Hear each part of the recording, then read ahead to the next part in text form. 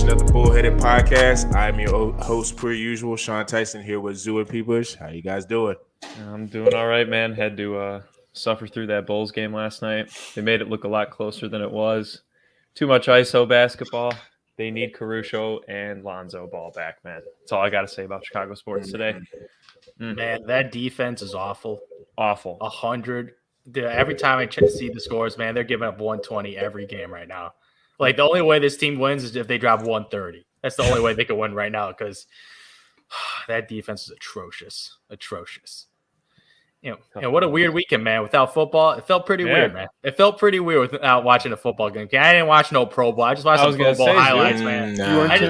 I just watched some Pro Bowl highlights. It wasn't even technically Pro Bowl. It was like the skills challenge stuff. I saw some of that. I was watching them playing dodgeball, man. Yeah. Pretty much. A lot of cannons being thrown around there. It's basically glorified flag football. I do understand, though, like, you know, a lot of the old guard that played in the Pro Bowl back in, 80s, 90s, whatever, they're all like, this is terrible for football. But I just feel like how it goes now is that nobody wants to get hurt. Free agency after that is real close. Like, they're just going to play to be out there. They're forced to be out there. So that's just kind of what they're going to do. I'm not really mad at it. I mean, if to me, they should just go flag football, maybe put on like their helmets or something. It's a skills challenge in the day. It's for kids. Like, it's not for I feel like adults. It's for kids. Kids want to see their favorite players out there running around. They can't tell if they're not tackling or not. So I don't know. It feels like more of a get off my lawn type crap from the older players. But I digress. Zoo saying it's going to get weird. It's about to get really weird after the Super Bowl this week because there's going to be no football on. So you got to get used to that. Oh yeah. But, there's going to be one huge game this Sunday. The Super Bowl, and it's been a lot of I wouldn't say bandwagon people with Cincinnati. Just gonna go ahead and throw that out there. There's been a lot of people jumping on that bandwagon. I'm gonna be the first to say this. I understand Burrow is Joe Cool, but man, can we relax with the Brady comparisons just until he maybe wins his first one? Just relax just a little bit. Been seeing a lot of banter about that baby Brady, a lot of that type of stuff. So I'm going to ask the guys going to this who they got, where they're leaning, what maybe would be some X factors with the Super Bowl. And people, I want to start with you. Oh, man. This is a tough one, man. We've got two lowest seeds to ever face off in a Super Bowl. I mean, we got 2 4 seeds. I'm all about the underdog, Zoo. I'm an underdog better when it comes to big games. Doesn't pay off all the time, but hey, we got 2 4 seeds. I do think one team is on paper clearly more talented. I think everybody can agree the Rams do have more big play ability on both sides of the ball. We got a team that has never won a Super Bowl, and we've got a team that got embarrassed 3 years ago in the Super Bowl, putting up only 3 points. Had to change the guard at quarterback, got rid of Goff, brought in Stafford. I think he exceeded most people's expectations this year, for sure. Cooper Kupp obviously came into his own. They have solid running game if they decide to use it. Sony Michel and Cam Akers can get some damage done. But I'm looking at the Cincy defense, man. And I like what I see lately, man. I mean, they've been one of the most quietly hyped defenses in the past at least 7 weeks, going back towards the latter half of the regular season. Obviously, they can put up, allow 30 points a game to the Chiefs when they play them, right? But you see that second half they did against Mahomes, man? That's what I like because it shows that their ability to adjust in the middle of a game, see what's being thrown at them. And if they can end up stopping Cooper Kupp even as just half his game, man, that's all you got to do. Force him to no 100 yards, maybe 1 touchdown, man, and force Odell to work very hard for his game. Because if you can exhaust one of those 2 guys, it's just going to allow the Cincinnati Bengals to go after Stafford, but also pressure the other wide receivers. So there's a lot of things I'm watching, man, but I am excited to watch. Even though he might not be Brady yet, man, he's taking some right steps in Joey B, man. I'm excited to see what he can do in the Super Bowl. So you're picking the Bengals. I'll let you simmer on that for a second. I'll make my prediction in a couple minutes. Man, you know me about underdogs. I'm taking the favorite, baby. Oh, Dude, this Cinderella team ain't going to get it done. They beat the Chiefs, which was impressive. Okay, they were down 21-3. I still don't even know how they won that game still. But they lost to the Jets this year. That's my rule. If you lose to the Jets, you can't win the Super Bowl. That's my rule, man. You lose to the Jets, you ain't winning the Super Bowl. I don't care if Joe Burrow is the second coming of Joe Namath, Tom Brady, whatever. you ain't winning the Super Bowl if you lose to the Jets. Because you look at his Los Angeles Rams team right now. Sean McVay, he getting it done. He brought a team with Jared Goff. Jared Goff is a mediocre quarterback. He is a below average starting quarterback, and he was able to push against a Tom Brady team. And play a guy first time in the playoffs. First time in the playoffs, second year player. This guy's 2 years out of college, and this guy's going to win a Super Bowl in his second year. That will be an historic story. It will make headlines, but it ain't going to happen, man. Sean McVay has gone through the troubles, man. This guy made it to the Super Bowl. He lost, went to the pain, made adjustments. They went all in. This LA Rams team went all in. Yeah. First round picks, bye-bye. We're trading all our first round picks. And I feel like the amount of work they put in, getting acquisitions, Von Miller, Odell Beckham Jr., the amount of moves they did to win a Super Bowl, this is their opportunity, and this is their time to get it done. At home at SoFi, like, come on. They're at home at SoFi. They got a home field advantage. I think they are the better team. It's the Super Bowl, man. It's the Super Bowl. They're at home. That's fine. Yeah, I mean, the Bucs had it for sure last year. I agree with you. They had it. Exactly. But LA, I don't know. I just don't. I don't buy into that. Home field advantage. They probably won't be watching the game if they're in the stadium. Well, it don't matter, man. They won't be cheering for the Bengals, but they have home field advantage. They got the better team. They have by far have the better head coach. Like, I think the only Stafford, Joe Burrows, I put them the same tier. I can't say one is better than the other right now, especially right now because Joe Burrow's got pretty much 1 year of actual playing. Like the first year he got injured, so he got 1 year sample size. Matthew Stafford has been I would say like a top 10 caliber quarterback. So he's proving himself in the playoffs right now for the first time. So man, I look at the talent around him, the amount of players pretty much they got Jalen Ramsey, Von Miller, Odell Beckham all through acquisition. Like this team went all in. Yeah. I feel like they deserve to win a Super Bowl by the amount of work they put in. I mean, deserving something and getting it done is two very different things, man. So, I mean, I think more so than just having the home field advantage, just playing on your home field, knowing the field better. I don't think they played the Bengals this year. Bengals haven't really played in LA unless they played the Chargers this year. I can't recall off the top of my head. But look, man, I think that the key for the Bengals, they have to use Mixon. I mean, we've talked about this multiple weeks. Even though they've been winning in the playoffs, they really haven't utilized Mixon to the way that they were benefiting from using him earlier this year. I think that, it's asking a lot of him to play out of the backfield, catching balls, and running into an Aaron Donald, a Von Miller, a Leonard Floyd, every time they give him the ball. That's pretty exhausting. I don't think we can take anything away from that. But they have to establish him early or else they're going to be completely screwed. They haven't been working the Bengals, speaking of them. They haven't been working the ball down the middle of the field really in a long time. Maybe a slant to T. Higgins every once in a while, Tyler Boyd. They are all down the sideline. They like to take their shots. They throw back shoulder balls all the time. And I don't think that they can beat them straight up with Jalen Ramsey in that secondary. Eric Weddle's been playing out of his mind too. I think we need to talk about that because that man was Sean, you might have said this, but he was like bagging groceries, right? And then he comes in and now he's leading this team in tackles in the secondary. He's no scrub there in that back too. And I just don't think that they can really rely on Chase to just beat him down the field every time. They have to get T. Higgins going. They have to get Mixon going. If they don't get either of those two going, I don't think the Bengals have a shot. My Lord. But Joe Mixon, man, I don't know, man. Like the amount of volume this guy's getting, like 14, 17, 21 carries, man, like controlling the time of possession. Joe Mixon, man, like I don't know. I feel like they're going to keep relying on Joe Burrow trying to play hero, man.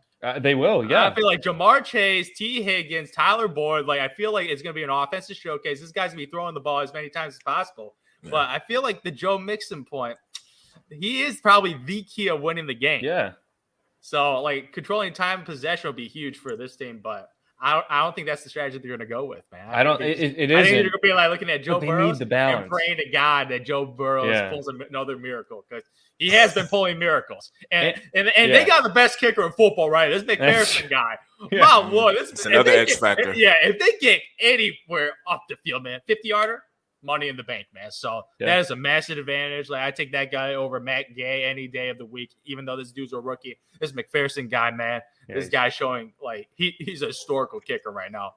Of the way of the start of his career, he's looking like an all-timer right now. But McPherson, advantage Bengals. But LA Rams, man, at SoFi, and they're going to be celebrating at home, man. That's what's going to happen.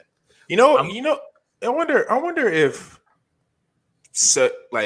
if there's a scenario where, to your point about McPherson, if it's like in the fourth quarter, and I know it's like the whole, gravitas of he's the kicker who doesn't miss and he's going through the playoffs. I wonder if that changes just a little bit that it's the Super Bowl. Because I feel like that's a way different stage than, I know the playoffs are huge money time. Like, you got to make the kick or you're going home.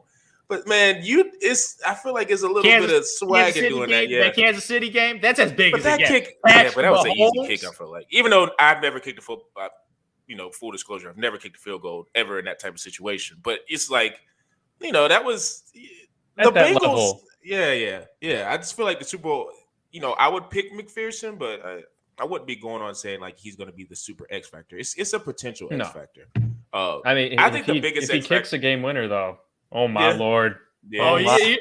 He might get these paid. Playoffs, man. Yeah. These playoffs, man. Every game's been close. So I will not be surprised it'll be a field goal type game, winning by 3 points. So they get last possession, man. Yeah, he could definitely probably. I definitely would go with him over Matt Gay because nothing against Matt Gay, but that dude missing, man. And he was bad, and he did make the one against Tampa. They said he kicked really bad at Tampa. Before that, he might have been actually signed with Tampa before. He was a Tampa Bay Buck. Yeah, and he was really bad in Tampa. But I think the biggest X factor to me is the Cincinnati offensive line. And I think it speaks to Joe Mixon not really being, I guess, as relied upon because I don't think their offensive line is any good. So, people could speak about, Tampa Bay, they're probably one of the better defensive lines they're not playing anymore, but one of the better defensive lines in the league. But, LA's right there, and they probably go at least 5 guys across, like deep, just in terms of guys who are impact people who can get into the backfield. And, Donald, he's always the key because I feel like if you're collapsing in the middle of the pocket, you're going to be able to make some hay and make, cool Joe, make him flustered. But you can't sleep on Leonard Floyd.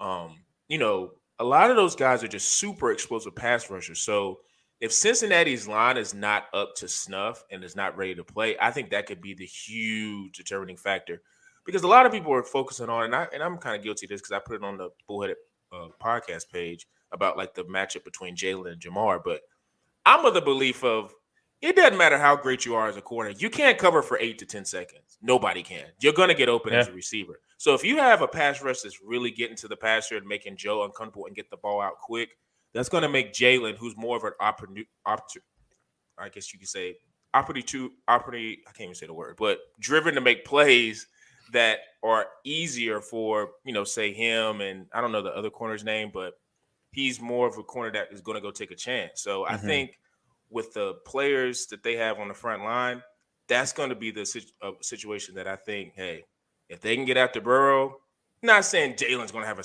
pick 6, but he's going to be a disruptor because that's just what he likes to do. And he plays more of an off coverage type of scheme. So he likes to see how plays develop. And I think for a not rookie, but, first year guy that's playing a full season, I think he might bait Joe into making some decisions that he doesn't want to do, especially if he's getting bothered because Higgins is not, like I say, the underneath guy. He's more of a vertical guy, but to be a vertical guy, you got to have time. So I don't know. That's probably one of the things I'm looking at and being like, that's something that could maybe I could see it getting out of hand if Cincinnati's line is not up to snuff. Because everywhere else, like offense wise, I feel like, LA Rams, Odell is a guy, that could maybe have a big impact. But seeing what Cincinnati did to Patrick Mahomes in the second half, I wouldn't say they have a corner that could stop Odell, but I guess defensively together as a unit, they're really good. So, neutralizing Cooper Kupp is not going to happen. He's going to get his yards. So to me, the matchup is Odell. And you could argue that double team, man, double team. You could argue that even though Cooper gets his, it's harder to cover Tyreek Hill as a unit, right? I think one-on-one Cooper will roast anybody, and so could Tyreek, of course. Yeah. But I think that they're going to actually try to implement a similar game plan as to how they handled Tyreek and seeing that it worked. But I'm sure, once again, McVay's thinking, okay, this is what worked for them. They're probably going to try this on us. So I agree, Sean. I mean, Cooper's going to eat. It's going to come down to Odell, especially with Higbee out. And I think that it also affects the Bengals in the other sense. They're missing CJ Uzama, yeah. who, to my point earlier, he crushes down the middle of the field. He runs that seam route beautifully, and Burrow, that's his main guy down the middle of the field. And the Rams linebacking core, they run a 3-4, right? So, they're usually dropping just 2 linebackers back. The Bengals need to take advantage of that middle of the field, whether it's just little cut and out routes and check down to Mixon. I think that they just need to use Mixon in the passing game. If you're not going to be able to use him in the running game, try and attack him just in the passing game. Because that man's made some nice catches out of the backfield, even when Burrow's under pressure, like to your point earlier, Sean. But with all that being said, I'm still taking the Rams because everybody wants to talk about the storybook, the Bengals. But to me, it's the Rams have more of a storybook because Stafford, and this may be because of how I've looked at and perceived Stafford. I'd never really perceived him as an upper echelon quarterback. And part of that is because he's with Detroit. But he's proven a lot to me this year. And, a lot of this was, Jared Goff got to the Super Bowl and, he did what he did. So if he doesn't do anything, if Stafford doesn't get to that point, then, all this is minute. But he's gotten to this point. So to me, it's McVay going all in, the management believing in him, and they actually got to the Super Bowl and actually have a chance to win the Super Bowl. I feel like that's more storybook. Have the Odell factor. He was basically locked up in Cleveland, and he got to be able to choose his own path and go to LA and really kind of position himself to maybe become another number 2 somewhere else, or maybe even number 1 somewhere else in another situation in free agency. So I feel like all that culminating, Cam Akers coming back towards Achilles, came back after 5 or 6 months. It's just a lot of things with, the Rams. And at some point, experience has to matter. Like, I know Cincinnati has kind of beat that agenda and whatever, but it's like, God, come on. Like, I know Stafford's never been to a Super Bowl, but I feel like the Rams have way more veteran leadership. Yeah, I feel like the Bengals are just here. They're just here crashing the party. And it's especially like, at some point, is Joe Burrow going to throw a pick 6 or something? Like, is that going to happen, or is he just going to ride through this and skate through this clean? Because people keep making comparisons to Brady. I don't even think because Brady was never playing like this. He was not this good at this. He won the Super Bowl in his second year. But that's where the comparisons are being drawn more so than talent. It's Burrow was out there. Burrow is a gamer. Brady was a game manager. Yeah, Burrow's the reason they beat the Chiefs. Exactly. He was progressed early in his career. I think you could also attribute it to just he played at a way bigger games in college. I just think he progressed as a player way earlier. He's more athletic. Yeah, I agree. The game back then too. I mean, dude, one of the best quarterbacks in the league was Rich Gannon and Drew Bledsoe. Man, those guys did not move from the pocket. Rich Gannon. Come on. So it was just a different game. Yeah. But Brady came into his own being a gunslinger. So I think the only argument I think you could make is that with Brady retiring, I would put Burrow not in his number 1 or number 2 slot, but if you're dropping a guy out of a top 5 quarterback conversation, I think you can start sliding Burrow into that conversation because of that run this year. Not saying he's there yet as to being up there with Brady, Let me ask but you a I question. do have the Bengals winning the Super Bowl, boys. Oh, boy. I had to say it. Man. Not a betting on it. I'm not mad at it. I'm not. But I'd rather see the Bengals win. I don't want to watch the Rams win, except I would be happy for Stafford.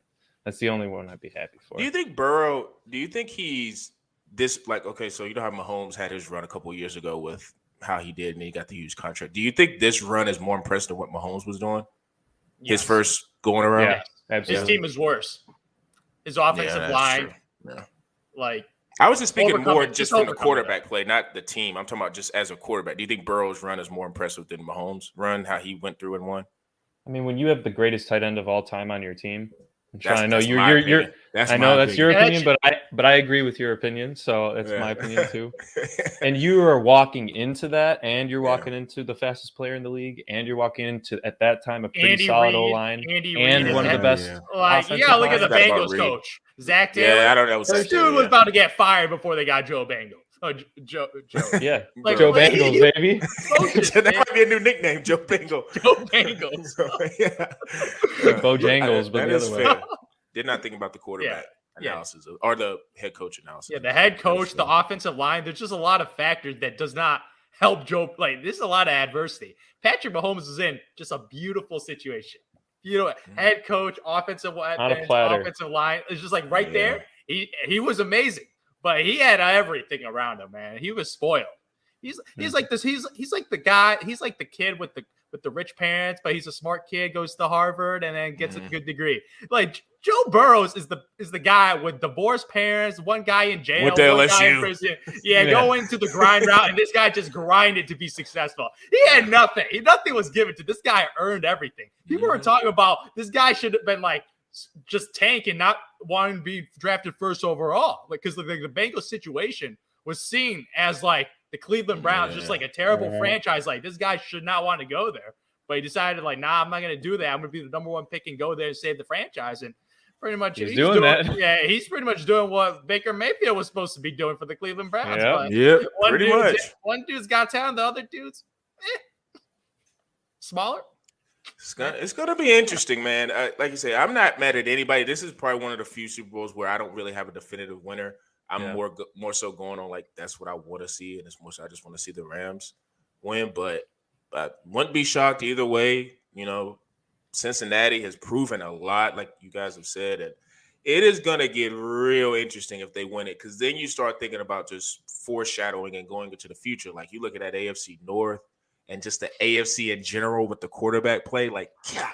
Like, imagine if your quarterback in this year's draft is like, I would be hoping on putting all my hopes on getting drafted into the NFC. I don't care which team, just the NFC. Because if you're going to the AFC, it's going to be a dogfight. Like, like a majority of those teams have a legit quarterback. And if you're just looking at legit quarterbacks, just looking at AFC North. I mean, Pittsburgh is the one right now. I mean, a lot of people ain't big on Baker, but he's at least a starter. So it's kind of like, you know, it's going to get dicey. It's going to get dicey in the AFC. So, yeah. You could argue the Ravens have, maybe besides the Bills, the most pressure in the AFC right now, especially because they're in the same division as Burrow, man. Yeah. And if he wins this, the pressure on Lamar, man, oh my Lord. I mean, and they're going to have to pay him soon, too. Exactly. Yeah, he saw Josh Allen get paid. He's like, I want Josh Allen money. That dude never won an MVP. Yeah, that's what Lamar's probably. But then you see Josh Allen in the playoffs, and that dude throwing virtuoso games. Come on, man. I haven't seen Lamar do that, but no, never in the playoffs. Lamar's got some playoff demons. He's gonna have to eradicate quick, because it's not gonna get easier if Joe Burrow ends up pulling this off. So So a lot of things we're gonna fall in the Super Bowl. Like I said, there's gonna be a lot of X factors. Players have to get healthy. It's gonna be a lot of talking, but we're gonna be interested and ready to watch that game. And we'll see who wins. So we're going to transition right now to another, topic with the NBA. It's been a lot of trades. Some would say lackluster, but some also head scratching. I'm going to ask the guys their thoughts on the trades so far and maybe some potential trades. I think the trade deadline is like 1 or 2 days away.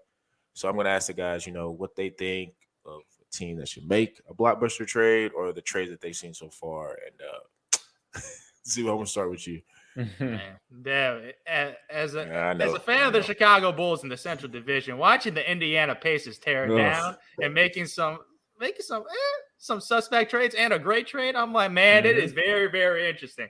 I'm going to start with the Karis LeVert trade. Man, they didn't really. I love that trade. Dude, they got Karis LeVert for pretty much future draft compensation. Yep, that's pretty much what the trade was. Like, they didn't want to pay Karis LeVert. He's going to be wanting 18, probably $22 million over probably a 4-year, 5-year deal. They didn't want to pay him, so they pretty much flipped it for draft picks. And it's okay. Like it's interesting. It's really, really interesting because all this, I think of like they were able to flip Oladipo, and that dude was worth nothing. Like they were able to flip Oladipo, a guy that was injured, for Karis LeVert, and now they were able to flip LeVert for some draft picks. That's solid outcome. That is solid outcome. The only loser is the Houston Rockets. No, typical. Yeah, what a joke of a. They made some suspect moves post Harden, but that's interesting. But then this Sacramento trade, man, that Woj bomb, and that was definition of a Woj bomb. I had to give a double take, man. Same. I was like, they're trading Tyrese Halliburton, a young guy. Like this guy's a second-year player on a rookie contract. That is very rare. Like for a small franchise like the Sacramento Kings, they actually hit for once on the draft side of things. Yeah. That is very, very rare. This is a franchise of drafting busts. Jimmer Fredette, Marvin Bagley. Like these are draft picks where the guy behind them were Klay Thompson and Luka Doncic. So like their history of drafting is quite sus. But be able to get Tyrese Halliburton in a later draft pick, I'm just like, okay, he's actually hit on one. But then you trade this guy a year later. You trade the guy a year later with Buddy Hield was a nice shooting guard for Sabonis. I know Sean's a big fan of Sabonis being an all-star. I like Sabonis. Yeah, he's 19 points, 10 rebounds. He's a nice passer, 3-4 assists. Like, he's a nice player. But very, very interesting. But I think that it's going to bite them in the ass, man, in the future. Because, my Lord, like De'Aaron Fox and Sabonis, like they trying to have a 1-2 punch. That 1-2 punch in the West is going to be play-in tournament, man. It's going to be play-in tournament. Yeah, but they better be making play-in tournament. Yeah, they gave up all these guys to get a. Sabonis is an all-star type of dude. Like, he's a borderline all-star year over year. So that is very, very interesting. But the Indiana Pacers, man, they're doing a little flipping it. They're trying to flip this entire roster, man. Yeah. Like Harris, LeVert, Sabonis, like it was already rumored at the beginning of the year that the Indiana Pacers were tearing it down because they're bottom 3 team in the East. So they're absolutely pathetic. So they're trying to tear it down and rebuild it. And you got a nice backcourt of the future right now. You got a nice backcourt of the future draft compensation. I don't know what else they're going to do with that, but they're going to be losing a lot of games because a lot of their players are super, super young. They're also thinking about moving on for Miles Turner. So that's their last big piece that they could move. Yeah, they're going pretty much a rebuild mode right now with young assets and try to get it done. But Halliburton and Hield, that's a nice backcourt for the future. So I found that very, very interesting for them. Well, we'll see them on the bottom of the Central Division now that the Cavs are on the rise. So, them with the Pistons, I should say. Now, Zoo, I agree with you. I think the Sabonis trade caught me off guard. I think the Kings are just kind of, I guess you could say, similar to what the Pelicans did, trading for McCollum. You know, they're hovering within the play-in tournament. Both of those teams, New Orleans and Sacramento, if they make the play-in tournament, that's a good year for them. Okay, man, they haven't been around that area in a long time. For the Pelicans, obviously, since AD and the whole Steph Curry in 2015. We won't even talk about that game, Zoo. You and I had a bet back in the day on that one, if you remember. That comeback 3 over AD in the corner. Oh, yeah. But Pelicans haven't been relevant since, man. And they bring McCollum in to play with Ingram. I don't know if I like that combination. Personally, I do wish McCollum would have gotten traded elsewhere just for his own sake. A contender would be nice. Yeah, it would have been nice to see, but it's all dependent on if Zion comes back, man. But they don't have a true point guard. I mean, they're just a mishmash, man. I don't know what the hell's going down there in New Orleans. They didn't really have to give up much. I totally agree. They need a true point guard. And, they have one in Lonzo Ball. Thank you very much, man. Exactly. Thank you very much. Yeah. So I don't know. I mean, right now, to your point, Zoo, I thought Pacers obviously just unloading. But looking at other teams, man, the 2 guys that I thought would eventually be traded were Harden, and then Steve Nash comes out and says they won't trade him before the deadline. Who knows if that's actually going to be the case. Then he sits out tonight's game, so that's exactly.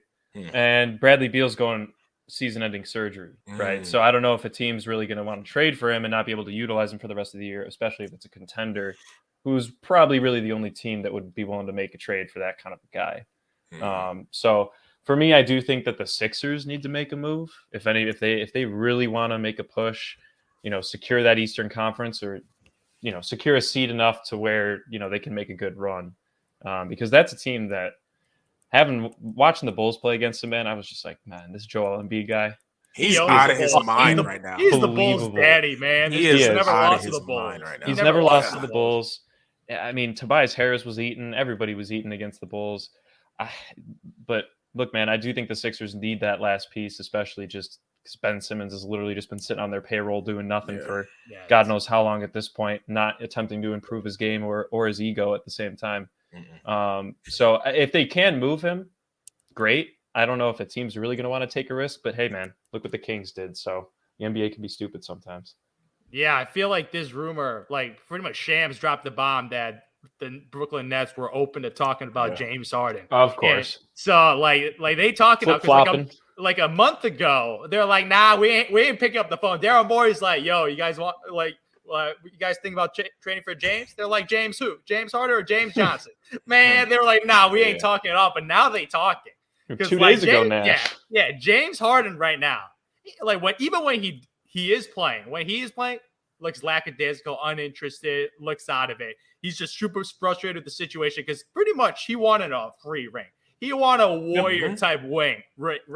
what KD pretty much did. Pretty much he wanted the same exact thing. But then you got Kyrie Irving being a part-time player, KD being injured right now, and it's pretty much just a one-man show right now. And James Harden's like, man, I don't want to carry him anymore. So right now he's looking at Joel Embiid right now and Daryl Morey having a great old time down there. Daryl Morey. It is incredible what the 76ers has pulled off this year. The 76ers right now, like just tracking the game score, they're beating the Phoenix Suns right now. So that's very, very impressive. But overall this year, man, they are a top 5 seed in the East without Ben Simmons. They're 2 games out of first place in the East. So pretty much the Sixers, without Ben Simmons, their second best player, are a contender with weird to say the Cavs, but man, the Cavs are now an Eastern Conference contender now. But they're with the Cavs, Bulls, Bucks, and Miami Heat right now. So pretty much without $35 million in asset, they still kicking ass right now with Joel Embiid, who's pretty much he's going to be MVP if he stays healthy right now. They did it last year too, man. They had the number 1 seed last year during COVID year, obviously. But come on, man. Yeah, I mean, they're good, and Embiid's carrying.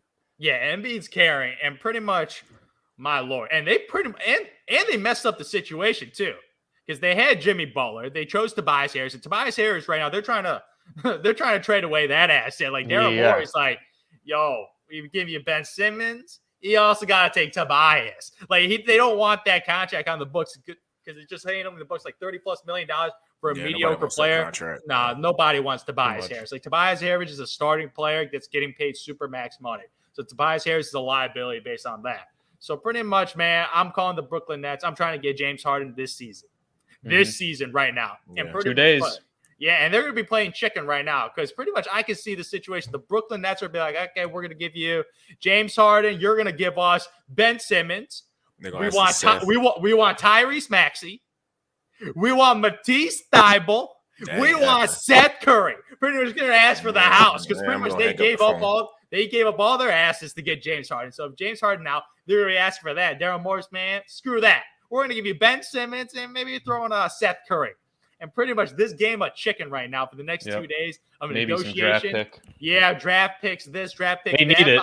But I feel like the deal will get done because instead of wise, James Harden could leave this coming up year. James Harden. They'd be like, nah, I don't want to sign this extension. Pretty much lose him for nothing. So pretty much, that would be cool. That bankruptcy. They'll be over. My God. Like KD and Kyrie and with this whole COVID situation, who knows? I'm going all in for Ben Simmons right now. So pretty much Ben Simmons, I would do this deal if I was the Brooklyn Nets. Ben Simmons, Seth Curry, and Tyrese Maxey. No way. Yep. That's what I'm not giving up Seth. I'm not giving up Seth. You're not giving Seth Curry? No. Or Thybulle. I would do the Ben and name another player that's not Seth Curry or Matisse Thybulle. Man, stop it. Seth needs shooting, dog. If James Harden go to Joel Embiid and it's just them two, no. Who's going to shoot over there? You want Tobias Harris? No. You got to have somebody. Seth Curry, he proved a lot in that playoff run last year against Atlanta. No joke. I think that they would also probably send him Joe Harris because they're looking to deal. Joe Harris is injured right now, man. They're trying to trade him. They already said that today. So if they're going to pair somebody and give him with Harden. I mean, if I knew Joe Harris could come back and be healthy, then exactly. I would take Joe Harris. He's off injury right now, man. If he's not, he's getting paid a fat contract, $16 million for pretty much a shooter, and that's pretty much all he didn't play well last year either in the playoffs, so that kind of maybe damaged his stock a little bit. I think Brooklyn has to make a wise decision because James' intention when he got there was to get an easy ring, like Zeus said, and it sometimes doesn't always work out that way because, Kyrie is a part-time player. KD has been injured the last couple of years, and it just seems like James Harden is playing the same role in Houston, and he doesn't want to do that. So I'm not mad at him for wanting to leave.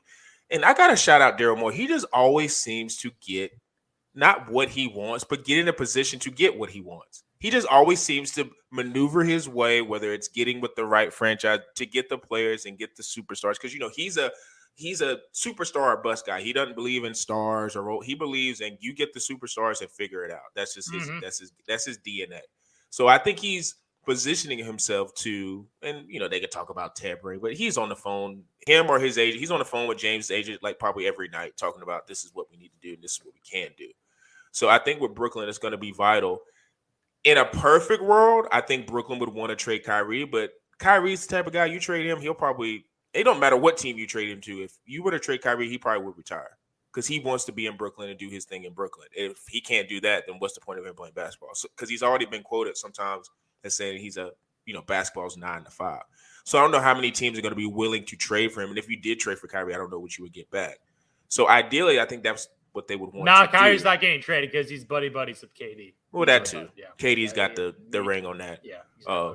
He's got kind of like the final call. But if I was Brooklyn management, I would be begging KD to be like, hey, this is what we could get back if we traded Kyrie. But they're probably not going to do it. So, James, it's going to get interesting. If I'm the Sixers, I'm definitely dealing Ben Simmons for James Harden. It's just going to be about the spare parts around. So you're saying if the Brooklyn Nets ask for that package, Ben Simmons, Seth Curry, and Matisse Thybulle, you're going to say no? No, I'm not giving that up. James, you're not giving that up. You're gonna have Ben Simmons chilling on your bench. You got Joel Embiid, the MVP right now, being like, "Man, I don't even got my second best player," and you're gonna waste. You got one of Joel Embiid. You got one of the premier wing defenders in Matisse Thybulle and one of the best shooters in Seth Curry in the league. I'm not giving that up for James Harden, who, let's be frank about it, he's not aging gracefully. He keeps getting injured and he's not in shape. Yeah. So you better, if you're Philadelphia, you better win it this year because you're not going to win it the next year. Yeah. Joel Embiid is you got to go all in, man. You got to go all in. You want to do that? Joel Embiid is also injury prone, man. Who knows if Joel Embiid's knees can hold up for the next 4 years? This year and next year, if I got Harden for this year and next year, and I feel like I'm pretty confident about that, I'm going all in. I'm going all in right now. Let's be honest about Harden too, though. You think Daryl Morey is going to turn down James Harden over? No, Daryl wouldn't. Yeah, that's my point. Wait, no, if you're throwing in Seth Curry and Matisse Thybulle and James Harden, no, he'll probably just wait and get James in the open market. Yep, exactly. Because I'm not giving up Seth and Matisse and just. That's all he has. He has more leverage, man. Yeah, like that's the problem. Brooklyn needs to pull the trigger. They're the ones that need something because they're screwed in the future. No, they can wait it out and hopefully James Harden if KD's healthy and James Harden is healthy, they can win the East. Yeah, even with the part-time Kyrie. Even with the part-time Kyrie, they can easily win the East, especially this year. I don't think so. Yeah. Do you not remember when KD playing? That dude was an MVP, man. I'm not ever worried about KD, but y'all, have you seen what Harden's look like? Yeah.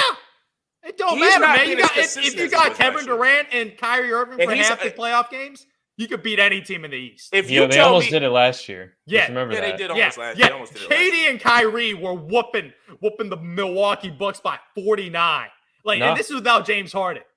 Well, no, it was without Kyrie, and they had Harden coming in. He didn't play the first 2 games, and then he was on 15 minutes. No, for the first 2 games, Kyrie and KD were whooping ass.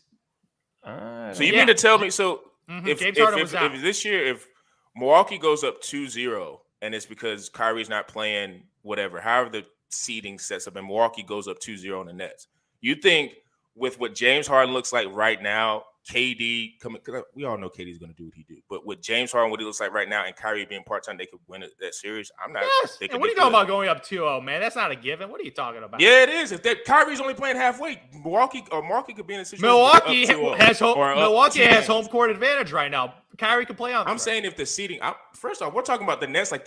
Look at what they're doing right now without KD. James Harden, like you say, last year when KD's not playing, man. But I'm saying when Kyrie, the MVP is not playing. They're ass without him.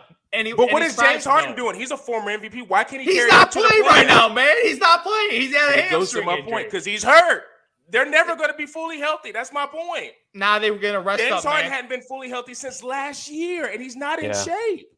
He's not in shape, Zoo. He hasn't been playing. Go look. He scored 4 points in a game the other night. He hasn't been healthy for a while, and he's been out of shape. He came to Brooklyn out of shape. That's what I'm saying. I don't think he's going to age as gracefully. He's not. It doesn't matter, man. You can't look at the future. Oh, year 4 of his deal, man. We're about winning now. You got. He's not winning now. He's not winning now, and he's not going to be healthy this year. So if you can't say he can't be healthy, he's not healthy right now, man. You don't know about the future all year. Yeah. So what? KD's when is he going to get healthy? That's what I'm asking. When is he going to get healthy? Man, if he hasn't been healthy all year. Could be a little late. Exactly. If you're telling me it's going to be KD, a fully healthy KD, part-time Kyrie, and we're going to see if James Harden is healthy, I'm not picking him.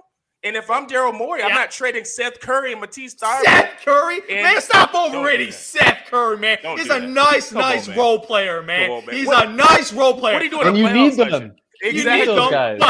I'm not making a trade for an MVP because of a role player. Stop it. Dude, I got Ben Simmons on ice right now. Joel Embiid was winning nothing without the second. His second best player can't be Tobias Harris. You ain't winning 0 championships without Tobias Harris. You need two. Yeah, you need a sidekick with Joel Embiid. You need a sidekick. And you need at least 3 other guys that can get the job done when they come in. That's why I know the Nets were hobbled last year against the Bucks. That's fine. Yeah. But give me one guy besides KD or when Kyrie played or when Harden played who did anything. If anybody came in, and gave him 15 each night, they would have won that series against the Bucks. 100%. I guarantee. No, they didn't win because James Harden was like on one leg. That's why they didn't win. Right. And the difference is either you have your 2 studs, right? And then they didn't have a stud. They got a stud and a half. That's why, man. Kyrie was gone, but they also Harden was on one leg. They had 2 games with Kyrie, too. That's 2 chances right there. And then they won those games. Yeah, exactly. They won their games with Kyrie. And without him, they only had 1 star and a half. You need 2 stars to get it done, man. You need 2 stars, and you need role players, man. I agree with Sean. I think they need to keep one of those guys. I wouldn't trade both. Yeah. You can take maybe one, but I would keep Seth. And you could maybe take guys. You need one spot up. So if you're Daryl Morey, and then I'm like Ben Simmons, Seth Curry for James Harden, deal done right now, you're gonna say no? No, I'd say yes. That's not what they're gonna ask for. They're gonna ask for picks too. And I'm probably going to say no. Who cares about picks? You got Joel Embiid. Fuck picks, man. Picks only matter if you're irrelevant, man. I'm saying it only matters if you're irrelevant. They're not. But I'm saying if they were to sweeten the deal, but they're not. That's not what. Have the LA Rams taught you nothing, man? Picks are only relevant if you're a bad team, man. Only relevant if you're a bad team. I'm just saying they're not. You got Joel Embiid. Not in the NFL, Zoo. Not in the NFL. The draft's too big in the NFL, man. You can get great picks in the 4th round. It doesn't matter. It's different. I'm the saying NBA's first round or bust, man. Like 9 times out of 10. My point is they're not just going to ask for those 2 things. They're going to try to ask for Seth and Matisse, and I'm going to say no because I'm just going to wait and get them next year for free. If you're so big on it, exactly. Why would you give up all? They have because this year is wide open. That's why this year is wide open. Like you said, man, KD is injured right now, so he's a question mark. Kyrie is part-time right now. We don't know about next year. So you're about to win right now. You got Joel Embiid playing as high as he possibly can. This is peak Joel Embiid. Like this is Embiid in full MVP caliber form. And having him trying to replicate that the year after, that is asking a lot from Joel Embiid and staying healthy. Joel Embiid has been so healthy that they're asking him to sit games because this dude's been playing too many games. Like, you're going to predict that for next year? If I'm Daryl Morey, I'm trying to go all in this year. The East is wide open. The West is wide open right now. Like the Phoenix Suns, Golden State Warriors. I ain't really scared of those teams.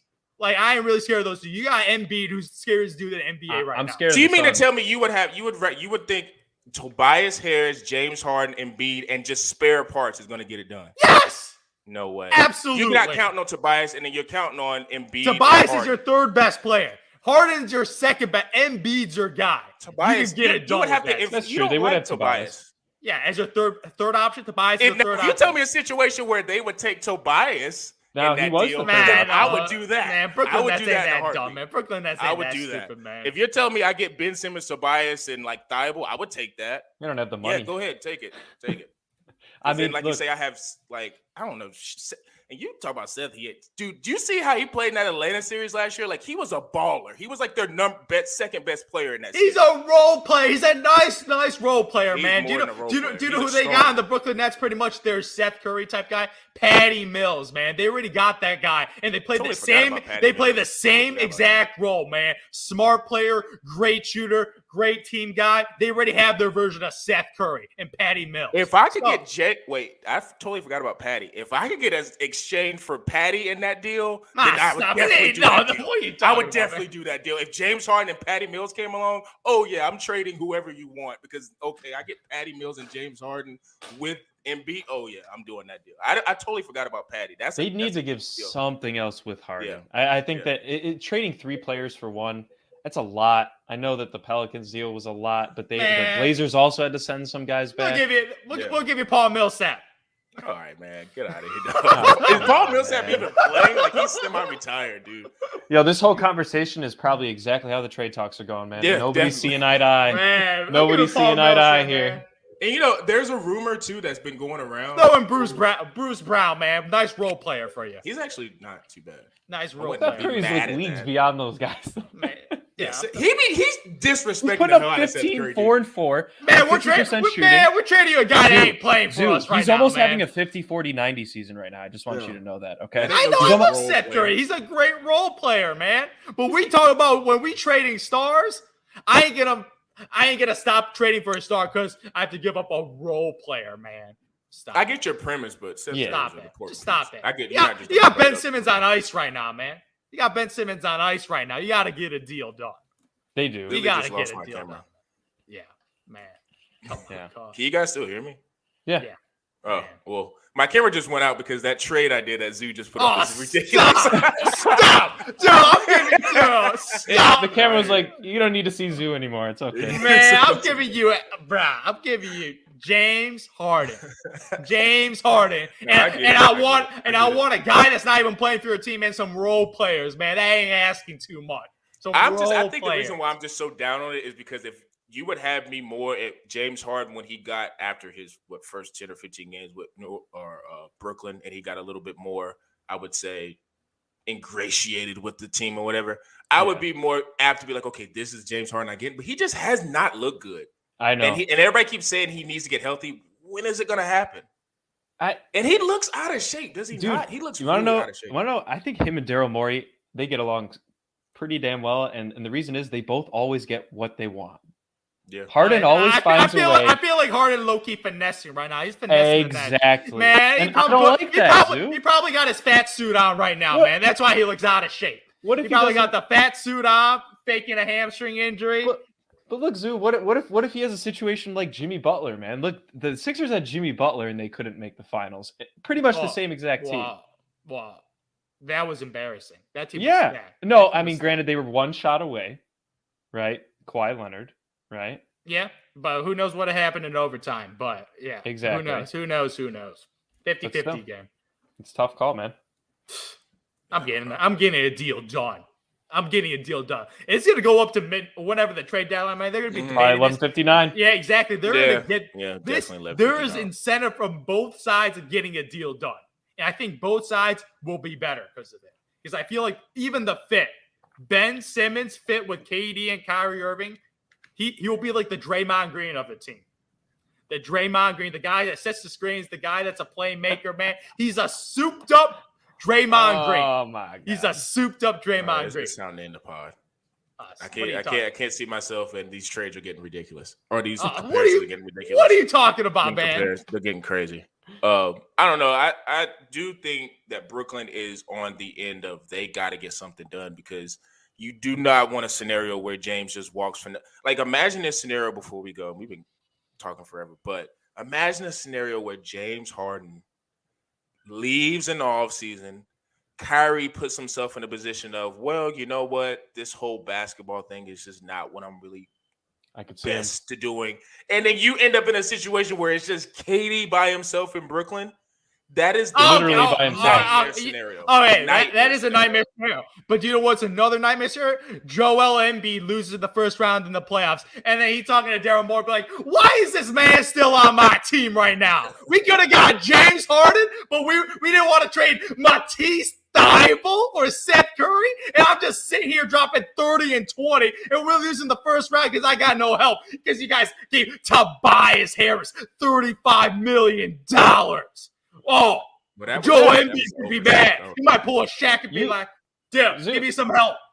You could argue that the Tobias Harris trade is actually what screwed over that entire organization, or not trade, but just the signing. It's the Tobias Harris trade. organization. The Tobias Harris trade. the number one overall pick. I forgot Okay. that scrub's Markelle. name. Markelle Fultz. Fair. Those are the two biggest busts of all time for them, man. Those two moves. First overall pick. Both and that teams trade. need to make a move, but nobody wants to be the loser of the trade. But unfortunately, every deal, you just want to make sure there's always going to be a slightly worse loser, man. Yeah. So Tacos. we're going to see Brooklyn. Like I guess they say when it's NBA draft, you're on the clock. You better figure something out because, like you say, man, these years, to Zoo's point, they're finite. You got to, maximize every year. But if I'm Daryl Morey, I'm very stubborn on that phone. I'm not giving up just the house because I want James Harden. What do you mean giving up the? Dude, what is Matisse Thybulle said Curry the house? Man, you must not. What you only watch the Bulls. about? That's why you don't know. Dude. No, I watch the Sixers because the Bulls have role players. That's why. Exactly. He doesn't have to worry let me ask about you them. a question, Zoo. Before we go, let me ask you a question. If they say you can get James Harden, if they say you can get James Harden on the Bulls, are you going to give up Lonzo Ball, Alex Caruso, and Derek Jones? Yes. No, you wouldn't. Stop. Yes. Are you kidding me? No, you would not. Did you say Alex Caruso, Lonzo Ball, and Derek Jones for James Harden? Stop! I'll do that in a second. Are you kidding me? James Harden, Zach LaVine, DeMar DeRozan. Who's going to run your team? No. James Harden. What are you talking about? Zoo, put it this way. Look, last night the Bulls, only their 2 stars scored pretty much the entire game. They put up what? 70% of their points? Yeah. DeRozan and LaVine, and they got spanked. Zoo knows what I'm absolutely talking about. spanked because Ayo had a bad game, Vooch had a bad game. Like all their role players had bad games, even though both of them dropped 35 plus. Right? You need role players to beat the best teams. Not to beat a team, to beat the best teams, you need role players. And that's what the Sixers need to prepare for. I don't give a damn about seeding. They have a good team. They're going to win in the playoffs, but they do need Harden, but they need a couple other guys to help them beat a Bucks team, beat the Suns, beat the Warriors. Because all those teams, they all have role players on top of stars. And we're totally forgetting about the Heat, too. Like, the Heat are another team like you would have to match up with. And it's not getting it done if you just got Harden and B, a half Harden at that. It ain't no full MVP level Harden and Embiid. Like, no, you're gonna need some other guys to knock down shots because Tobias is gonna need to drop 30 in the playoffs, man, or if something. You believe in Tobias, then hey, he's the third option, man. Give me 16 to 17 points, man. That's asking a lot for Tobias. That's fair. I don't know, but we'll see. Like I say, there's a lot of trades that may go down. We'll, maybe be Quivy or have the privilege to see James Harden actually get traded to the Sixers, which would be unbelievable for content because then it would make the East even more interesting than what it already is. We didn't really touch on the West in terms of their types of trades, but we got a lot of time for that because, as you say, after the Super Bowl, man, we don't really have any football to talk about. So back on the NBA, we'll be fully on the NBA. So hope you guys tune in for that. Sorry for my camera going out. Not sure what's going on. Something with the plug-in and things like that. But make sure you guys follow us on bullheaded_pod. We have a lot of great content, pushing a lot of stuff for Super Bowl weekend, a lot of stuff dealing with that and NBA and all that type of stuff. Make sure you guys subscribe to our podcasting type center thing with, Apple, Spotify. I have that link on the bullheaded_pod account on Instagram. So make sure you guys click on that. Like I say, Apple, Spotify, Anchor, Stitcher, the whole nine. And for me, Zora P. Bush, wow.